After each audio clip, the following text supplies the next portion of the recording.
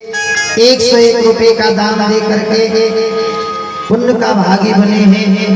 घर बथनाहा निवासी हैं, जिला खगड़िया।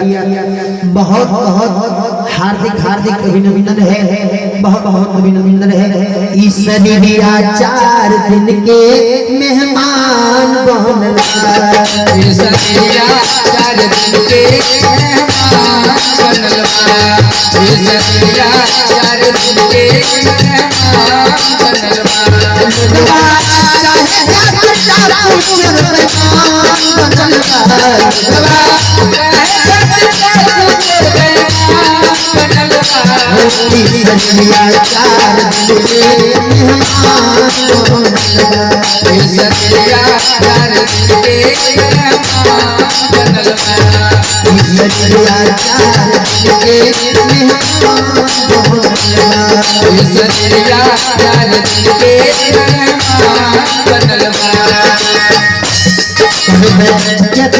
कमाई संग में कुछ नहीं चाहिए, ईश्वरिया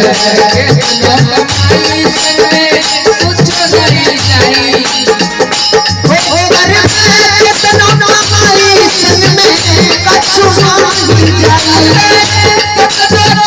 के मेहमान